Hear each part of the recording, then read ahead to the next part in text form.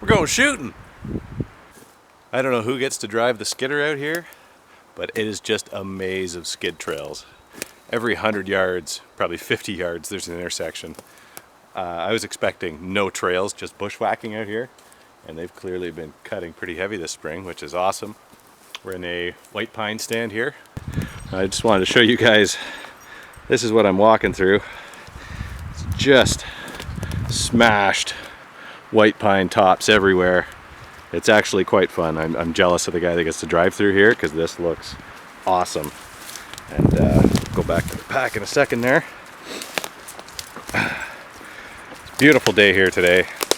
It's been raining the last 3 days basically. We've gotten over 1 meter of rain in the last week. And it's finally stopped today. It was snowing this morning. It's about 6 degrees here. Dogs are having a great time. It's just beautiful out here. So I brought 80 rounds of .303 I got a number 4. I got a number 4 Mark I Enfield. And I've also got the world-renowned, no introduction necessary, Ruger 1022 with me. So we're gonna do a little plinking and a little bit of 30 cal blasting. I gotta keep on walking here. I want to get at least 1 kilometer away from the road I came in on. Find a good backdrop and set up a little spot and do some shooting. I'll see you guys in a bit.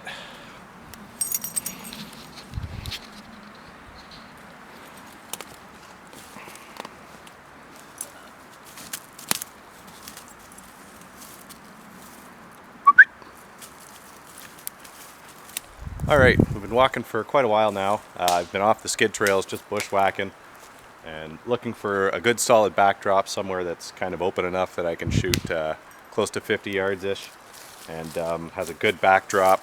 I can see where the bullets are stopping. I don't want to just be shooting into the trees out here. This is public land, so even though we're off the trails in the middle of the bush, if I can do this, if I have the idea to come out here, other people probably have too or will. So just because you think you're in the middle of nowhere doesn't mean there's nobody around and you can just shoot wherever you want randomly into the trees. You might hit a tree and your bullet might stop right away. It might go for 100 yards before it hits something big enough to stop it, especially with the big center fires like the .303. So in regards to Crown Land shooting around the GTA, it's great. There are a lot of people coming out of the city now. That means there's more people with firearms licenses, so that's awesome for us. But also there are a lot of people that live in the Greater Toronto area. All these freshly licensed people coming out, a lot of them don't come from hunting families. I didn't come from a family that hunts or shoots. It's just a personal interest of mine. So I've learned that it is better to do this overly responsibly. Don't ever assume you're in the middle of nowhere. Don't leave your garbage behind in these areas. The more people that come out here and shoot, as much as I love it, when you're leaving 100 shotgun hulls behind and targets everywhere, you bring your old toaster up here to shoot at, or a TV, and leave broken friggin' glass all over the place, that is no good. We are going to lose access to these areas. You know, people coming out of Toronto say, is there anything within an hour of the GTA? I've seen the question asked on Reddit, and I've seen videos of people camping on Crown Land, and they ask, is there anything within an hour where I can just go shoot in the bush? Simcoe County Forests, you cannot target shoot in. You can hunt, you can't target shoot. Go look it up on the Simcoe County website. It's a no-no. So you got to hit Crown Land, and there's nothing within an hour of the GTA in my mind that you can do it safely in. There's just too many people around. So I'm not going to say exactly where I am because I like to keep my little areas private and quiet. But there's lots of areas out there. I'm not going to tell you how to find Crown Land because it's all too easy now. There's nothing within 2 hours of the GTA. Maybe the 2 hour mark is where you got to go before you start hitting anything that is close to safe to shoot at. The places that were closer that I used to go to years ago are now, I show up there and there's 4 or 5 cars in the areas that I park, and there are trails in there, so people are just hiking in. And it's Crown. People cut off the trails and camp wherever they want, so you don't know where people are. So I've started coming further north now just to be a little bit safer. That's the way I like to do it. So I've got a target set up, nice backdrop. I'm up on top of a nice clear, this is basically a piece of shield rock with a bunch of moss growing off it, covered in white pines here. So it's a nice little opening. I've got my gear all here set up, and you probably see the target over my shoulder in the distance there. And I'm going to take you over to it and show you my backdrop, where I'm shooting from here, so you can probably get a sense that we are fairly high here. The top of this hill is probably 5 meters above the base of the valley over there where the target is. And then right where the target is, it starts to go up steeply again to another probably 3 or 4 meter hill, rock and dirt and trees and stuff. So this is what I would call a safe backdrop. I'm well off the trails. I know the direction I'm shooting in. There's no cottages out here. There's no roads. There's a river way out there. And for someone to walk in off that river, they would have to get pretty damn close to me before they would really be in any danger of getting hit by anything. Because I can see where these bullets are stopping. They aren't going into the trees. They're hitting that dirt and they're not going any further. So let's walk over there. I'll show you the target. It's about 40 yards, I'm going to guess. There it is. So there's the target way over there. It's just a little 8-inch black high vis, or I don't know what the scratch and sniff target types. I like them. They're really nice. You can see your impacts right away. So that's way over there. Zoom out here back to 18 mil. You can see we're at the top of this hill. Shenzi's going down there. So we'll walk over. I'm going to guess it's about 40 yards. And if I back up right to the other side of this hill, I can probably get 50 out of it. Now I've cleared all the dead growth off these pines, just the lower dead branches. Try and keep this thing in focus for you guys. So I've got a clear lane. With the 303, it's probably not as big of a deal to hit the odd twig, but I am trying to zero that rifle and see if it is going to need a cut and recrown, so I don't want those bullets deflecting off anything coming through here. With the smaller center fires, your 308s or 223s, not 308's not smaller, but it's a Spitzer, it's a faster bullet. Any of those fast moving Spitzer shaped bullets are going to deflect a little easier off the shrubbery. So you can see there's our target. Shenzi's sitting right beside it. And the hill in the background goes up probably 3 or 4 meters in 20 feet. So that is a solid. These bullets are going to come right in here. They're going to stop in the dirt right at the base of this little fir. I don't like to put my targets on live trees because it is illegal to damage live trees on Crown. Not that you put a bullet into a tree and you're hunting, whatever, big deal. It's going to happen.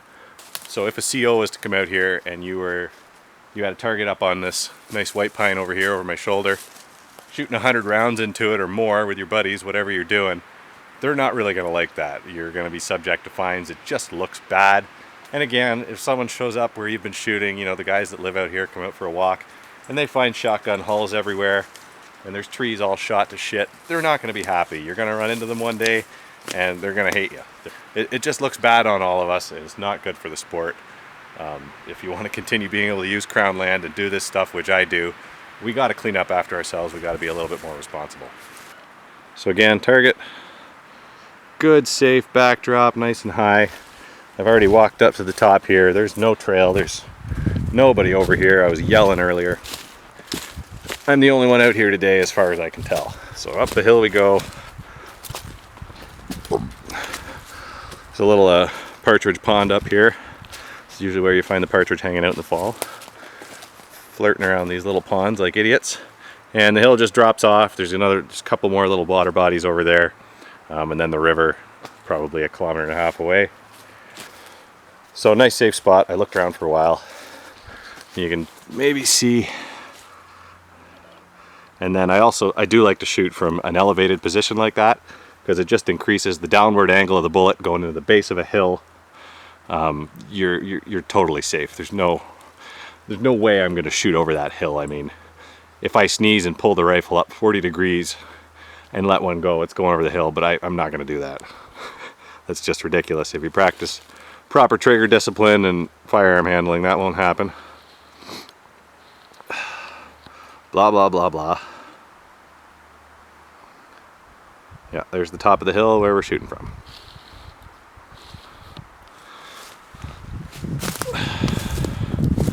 So that's enough blabbering. I'm going to set up the 303 and take a few shots.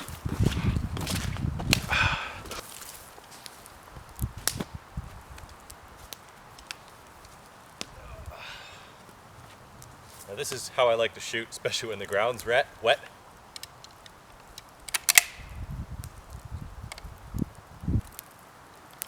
So 1942, number 4 Mark 1 Enfield here. This is what you would have been carrying if you're British, Australian, or Canadian soldier, any of the colonies basically in World War II. World War I, there was the SMLEs, slightly different variant to this earlier. I love these rifles. This is awesome. One of the main reasons I like these rifles, in Canada we are really limited magazine capacity. This is a manually operated centerfire, so there is no limit to the magazine capacity. So you get a 10 round mag with these, interchangeable mag. And they are actually pretty quick to swap in and out. They're not bad for World War II. Most of these are meant to be fed by stripper clips, chargers. So you get 10 rounds centerfire in Canada. Awesome. 303 is no slouch either. This is a powerful round. Mag slides in like that. I believe this is the one out of my number 5 Mark 1 Jungle Carbine. Got a little dent in it, but they are interchangeable between these rifles. So you slip the mag in the bottom. The other great feature of these rifles, now this one doesn't have the ramp sight on it, but they have these flip up aperture sights, and the sight radius is huge. It goes from the back of the receiver all the way to almost the tip of the barrel. So that is really, really good for accurate shooting with iron sights. I like them anyways. Not everyone is a fan of the aperture sights, but I really like them. For all you safety Nazis out there, got my earplugs in. They are skin-colored earplugs. I'm not going to shoot this without hearing protection. In fact, I'll even put on my sunglasses. Only because it's sunny out, though.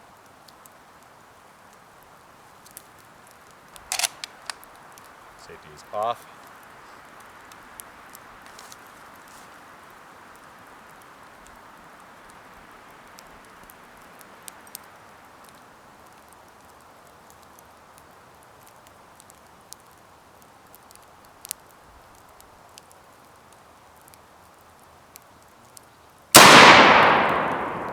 That felt like it was high. It should probably be high at this range. I imagine this is zeroed for 100 or 200. Brass just plops out right there in front of me. Nice and easy to find. This butt plate is really slippery on my shoulder.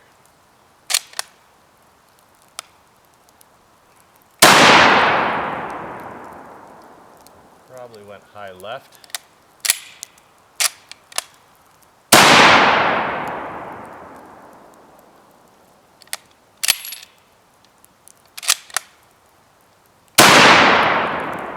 I think that hit the right side of the target and spun it a little bit. So just got it staked into the ground with a couple of twigs. That way I don't have to carry a staple gun or nails or anything stupid out here.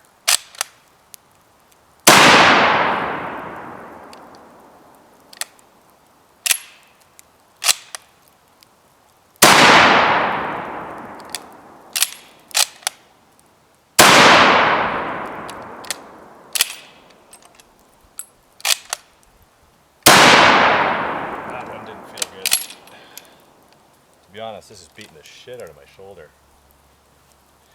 She's not really sitting on there nice today. The old steel butt pads slamming. Pull these earplugs out. Well, I don't think that was even 10 rounds.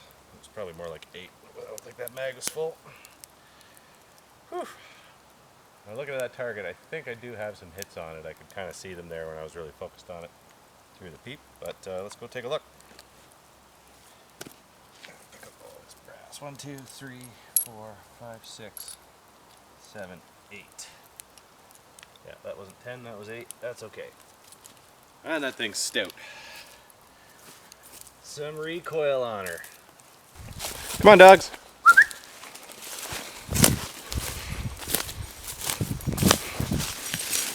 Good dogs.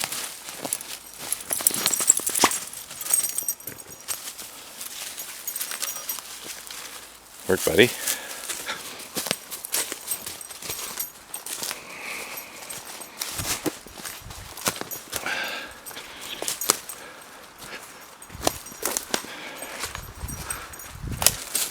Well, I was wrong. She was shooting left. Well, looks like it was actually pretty well bang on. That's a nice little... Focus on what I'm doing here with the camera. So it looks like I got a pretty good group there, actually. See, I blew the stick right off the bottom post. 1, 2, 3, 4, 5, 6, 7. I think there's 6 or 7, 8. I think there's 6, 7, or 8 impacts there, right in the bottom left corner. So I'm going to adjust a little bit to the right and actually come up a little bit. That's probably shooting very nice, I'd say. I'm not a great shooter at all. Let me fix this up and turn you guys back on in a sec.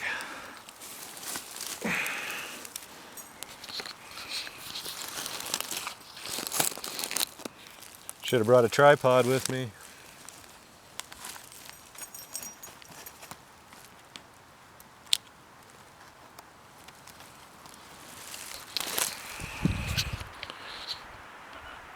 Yeah, these shoot and see targets are great because you just peel some of those stickers off the side, put them on the black, and continue shooting, so you don't have to change the target every time. You actually get quite a bit of use out of one target. There. Happy with that. Let's shoot.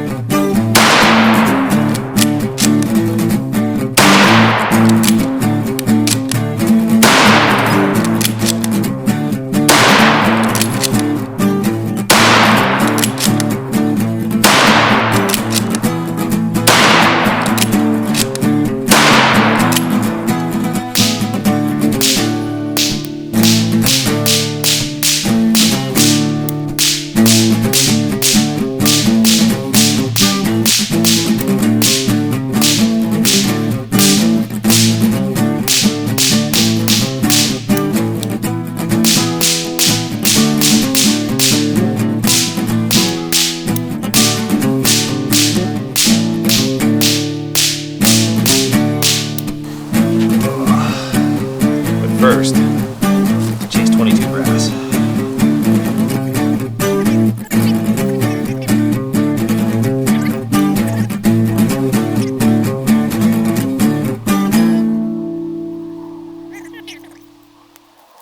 Rounds.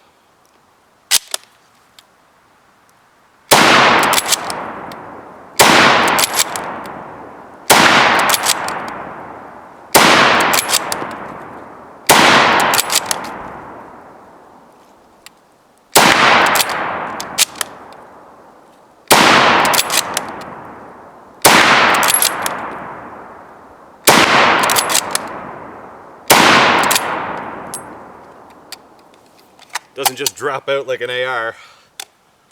Pretty fast though. I feel good about it. Put that shirt back under there. Now they're probably proper technique to this. Black fly biting my forehead right now. Being a real asshole, just chew it on me.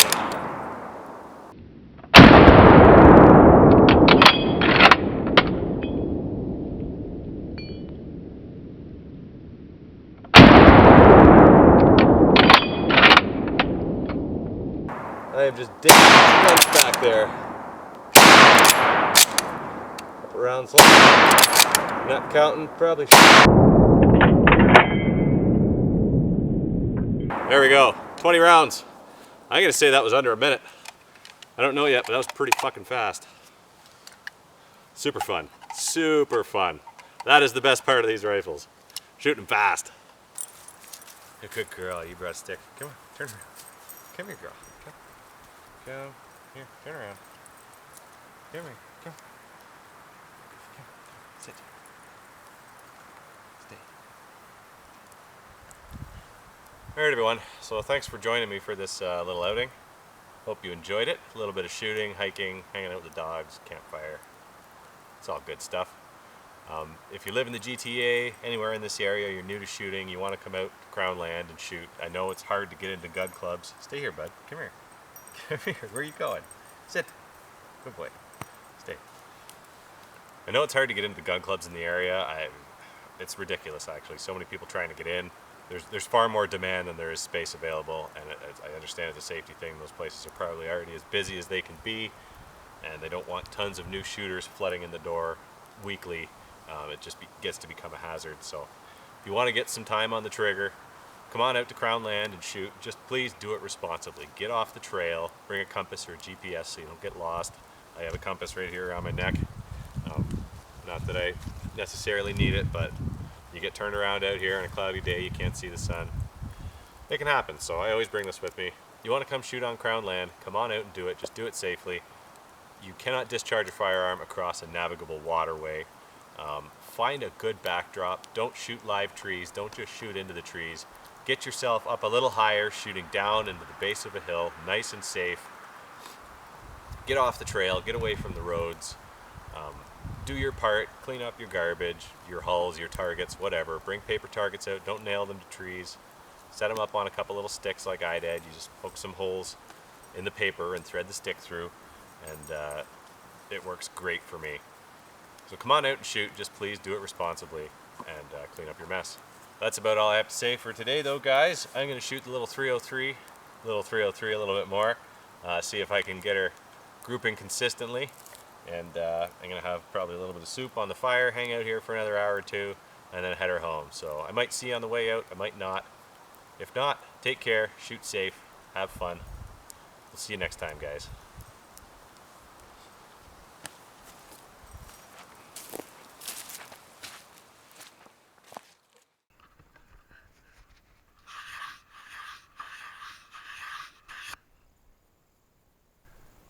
Let's go home.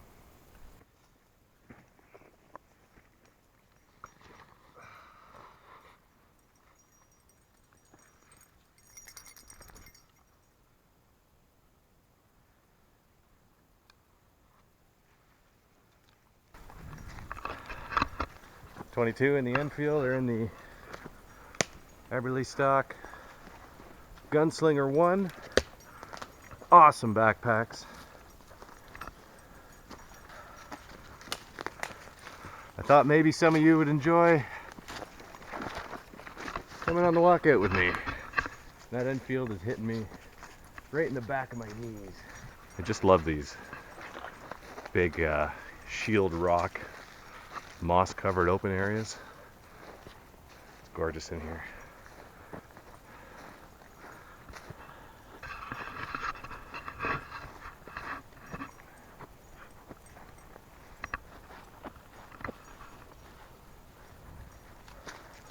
See if we can find those ugly old skid trails again. You can see here are skid trails again. Lots of cut trees heading in the right direction. So, now see, this looks like this trail was a skid trail in the past, and they're reusing it. I don't know if it would have been obviously marked before or not. You can see just carnage everywhere. I love it. Buttoned around my compass. I like to keep my compass buttoned into my shirt, or tucked into a t-shirt or whatever. Well, it doesn't, oh, come on. One-handed button work. Oh God. Left-handed button work. I'm better with my right. This is embarrassing. There we go. So we came from basically straight south, which is that way. Trail goes here. I think we can cut over this little hill and probably run into more trail over there. Poke on out. Come on, Shen. Shenzi. Shenzi. Hey. Shenzi, get over here. What are you doing? She listens when she wants to. Just island hopping. Oh, that's a stretch. Don't fall in the water. Why did I go this way?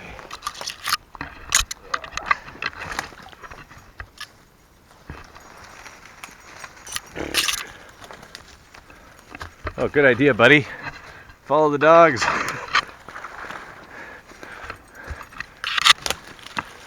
Good work, bud.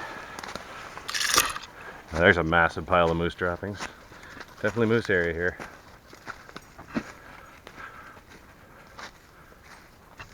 And you see this little tree, I just knocked that piece off it. This one, these are red maples. They've all been browsed by moose. That one's knocked over. Likely was a bull moose in here. See two more over there in the distance. At some point, this wasn't from the logging because it's older breaks.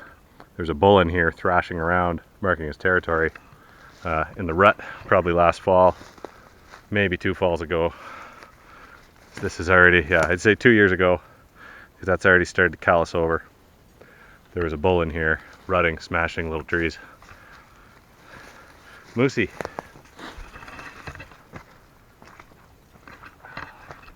You can see we've had quite a bit of water here. This trail is flooded. I imagine it doesn't look like they've worked in here in a few days, and I imagine it was because of the rain. I can't see it being very much fun, so I know it isn't fun to cut in rain like that. Look at the moose track. Drew just walked over. There.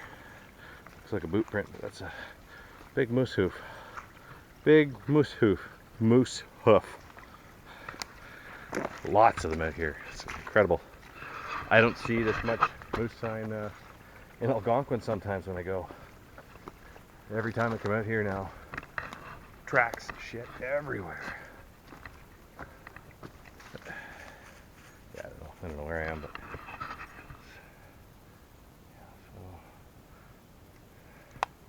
actually I think we should be on that side of the pond. Whoops. That's why you bring a compass. That's why you check. Looks pretty good where Brew is. Whoa! Whoa! A little soft there.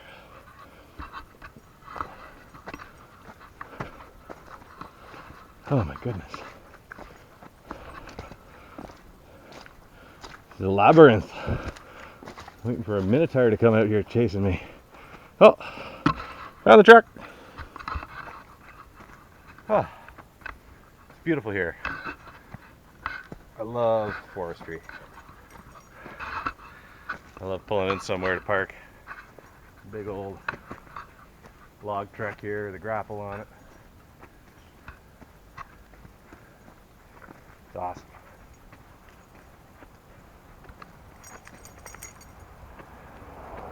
Pile of timber.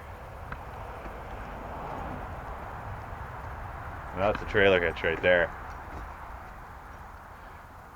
Like a bowling ball. Oh, they got the wood splitter out here too. Well, they're hiding out behind the truck doing their firewood after hours. Well guys, thanks for joining me for the walk out. I enjoyed it, other than this overloaded backpack. That's good training. Got big hikes, big portages coming up this year. Keep this pack on with me everywhere I go just so my body's used to it. Planning on doing a 10-dare through Temagami this fall. With the canoe, the shotgun, we're going to do it in partridge season.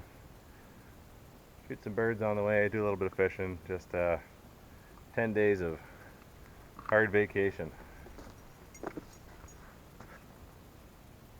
See you next time, guys.